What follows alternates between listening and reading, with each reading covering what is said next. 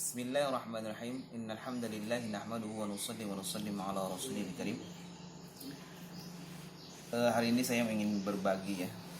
Ini bukan bermaksud untuk mengajari, tapi berbagi. Mungkin ini paling tidak untuk sesama pengajar TKTPA lah, ya. Pengajar anak-anak kecil, umatnya Rasulullah SAW. Jadi banyak kita lihat anak-anak itu walaupun dia sudah Al-Quran kadang-kadang, tapi tidak semua sih, tidak semua ya, banyak juga yang bagus, cuma banyak yang dia katanya bisa baca Quran, akan tetapi sepertinya masih salah ya, termasuk matnya, lebih-lebih mat tabi'i, kan berpengaruh sekali bacaan Al-Quran itu. Kalau mat tabi'inya sampai salah, belum lagi itu masalah makharijul huruf dan lain-lain. Nah, saya ingin berbagi mungkin dari pengalaman saya lah ya, tips selama saya mengajar itu, masalah tajwid ini, pemahaman tentang tajwid ini itu mesti setiap hari dan konsisten. Jadi di awal-awal setelah doa anak-anak itu mestinya memang kita harus ada klasikal, kita sampaikan, terlebih-lebih yang sudah Al-Quran. Jadi sebelum privat kita satu-satu itu ngajar, maka ada baiknya kita klasikal dulu. Maka klasikal itu paling bagus insya Allah menurut saya sih, menggunakan VT, visual text. Maka ini harus kita tampilkan. Misalnya ya, contoh ini surah Al-Fajr. A'udzu billahi minasyaitonir rajim. Ini secara majma' anak-anak di sini. Kan mereka kan sudah hafal, tapi kita sampaikan setiap hari.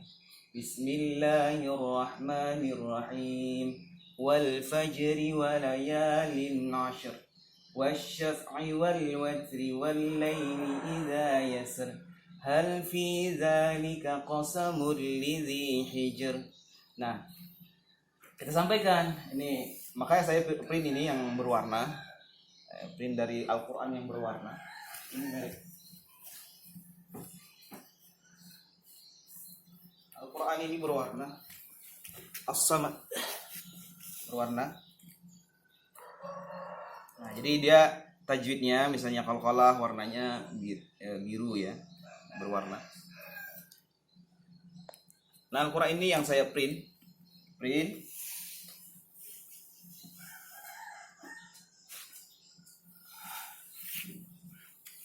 saya print untuk menjelaskan setiap hari. Wal fajri. Jadi huruf jim ini huruf termasuk huruf qalqalah gitu. Kemudian dan itu harus mantul. Pantulannya tidak keras seperti yang aslinya fajr, ya kan? Fajr. Wal fajri wa layalin 'ashr. Kemudian ini misalnya ini kasrah tanwin bertemu ain. Hukum bacaannya izhar. Dan ini bagi yang sudah taraf Iqra 5, 6 sampai Al-Qur'an itu mesti dan setiap hari. Karena kalau tidak begitu memang tajwid ini kadang-kadang susah dihafal gitu. Tapi kalau kita sampaikan tiap hari 15 menit saja dalam setiap pertemuan itu, satu hari itu kita sampaikan. Yang sudah tahu akan makin tahu, yang belum tahu dia akan tahu, dan itu secara klasikal gitu. Secara klasikal. Nah, bacaan tentang masalah misalnya cara kita membaca ini memang mesti kita bimbing. Hafalan anak-anak itu kalau yang sudah besar sih ya, atau pondok tahfiz, tapi untuk TKTP Al-Quran kita mesti bacaan bahkan sampai ke lagu-lagunya, lagu model bacaannya. Saya bukan juga orang yang terbaik ya, difahami, saya juga bukan orang yang ahli dalam bidang itu, tapi ya kemampuan kita lah ya, sekemampuan kita. Dan saya yakin juga ini juga bukan tugas seorang guru TPA saja. Ini sebenarnya beban mengajar Al-Quran itu adalah beban orang tua kepada anaknya. mungkin orang tua akan berpikir, saya serahkan saja ke TPA, biarkan dia.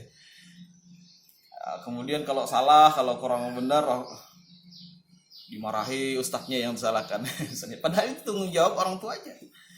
Dan kemudian kadang-kadang bahkan tidak mengetahui bahwa anaknya itu salah bacaannya karena orang tuanya sendiri. Nah, maksudnya gitu kan. Maka, dan ini sebenarnya masalah Al-Quran ini tentang tanggung jawab orang tua terhadap anaknya itu, ini akan ditanya nanti di akhirat. Kullukum ra'in wa kullukum mas'ulun an ra'iyati. Kalian itu adalah pemimpin. Anak-anak muda sekarang ini nanti akan dewasa punya anak. Dia akan jadi pemimpin. Bahkan sekarang pun dia jadi pemimpin sudah terhadap dirinya. Nanti kalau sudah berkeluarga, terhadap anaknya. Dan itu akan ditanya nanti tentang kepemimpinannya dia. Terlebih-lebih masalah Al-Quran. Yang Al-Quran ini bisa jadi membimbing kita ke surganya Allah Subhanahu wa taala atau bahkan mendorong ke dalam nerakanya Allah Subhanahu wa taala. Nah, maka paling tidak kita memang harus ada kerisauan terhadap bagaimana sikap kita terhadap Al-Quran. Ini bahkan itu di Al-Quran surah Al-Furqan itu, ini kerisauan seorang nabi, ya, seorang rasul.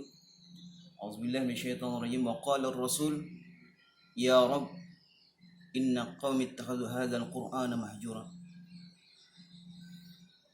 Seorang nabi mengadukan kepada Allah, wahai Rabb, umatku telah mengabaikan, telah menjadikan Al-Quran sebagai sesuatu yang diabaikan. Nah, maka ini mudah-mudahan menjadi kerisauan kita semua agar ada peningkatan. Bagaimana kita meluruskan bacaan? Paling tidak bacaan Al-Quran itu yang kalau kita baca itu tidak, paling tidak itu tidak melenceng artinya terhadap yang kita baca. Karena kalau masalah baca Al-Quran kemudian masalah matnya saja yang salah, itu akan artinya akan melenceng. Dan itu perlu waktu, perlu usaha, perlu ada kerisauan sehingga ada usaha. Nah, maka saya kira maka ini adalah part keduanya lah ya, part kedua dari kemarin tentang ini alat peraga. Maka ini saya bilang itu memang manfaat sekali. Mata kita perlu melihat teks Al-Quran. Dan kalau ini secara majma klasikal itu asik jadinya. Asik. Kalau privat ya kita akan ada setiap hari harus ada klasikalnya 15 menit, kemudian privatnya setengah jam sampai 1 jam untuk satu-satu maju sama kita. Kemudian doa sama-sama. Jadi urutan kami di Mushola Al-Ikhlas ini urutannya yang pertama itu doa, baru kemudian salawatan dulu biar seger kemudian lagi kita kemudian menunya adalah menghafal doa sehari-hari. Mungkin jadwalnya kan hari Senin doa sehari-hari, hari Selasa nanti mengulang hafalan-hafalan lama gitu. Kemudian nanti akan ada nanti hafalan baru kalau itu ayatnya agak panjang itu 1 hari 1 ayat. Jadi dia pulang ke rumah ada bekal gitu hafalannya 1. Kalau terlalu panjang ya kita potong. Bagi yang mampu menghafal, karena ada anak juga yang tidak mampu menghafal. Ini kita akan pahami nanti, seorang guru itu akan memahami anak-anak itu yang mana yang dia bisa mampu menghafal, mana yang tidak. Kita jangan terlalu membebani. Paling tidak kan dia membaca Al-Quran sudah hari itu. Gitu. Insyaallah. Dan ini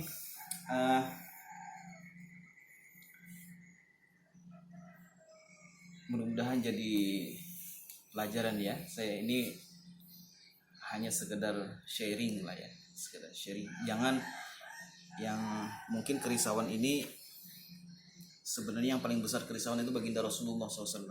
Sehingga kita mesti juga punya kerisauan ini. Ada kerisauan, kemudian ada usaha. Seorang orang tua yang juga ikut memahami tentang masalah ini, tentang sulitnya belajar Quran, sulitnya menghafal Quran. Dan saya orang tua mungkin tidak mampu lagi menghafal banyak-banyak begitu. maka akan banyak sekali doa nanti, doa orang tua terhadap anaknya akan banyak sekali dan mengharapkan sekali, karena bahaya sekali kalau Al-Quran ini diabaikan. Dan lagi kalau Al-Quran ini kita agungkan, kita baca, maka ini akan menimbulkan kenikmatan dunia dan akhirat. Dan ini mudah-mudahan mendatangkan syafaat dari Al-Quran, syafaat baginda Rasulullah SAW, dan ridhanya Allah Subhanahu Wa Taala. Begitu insyaallah.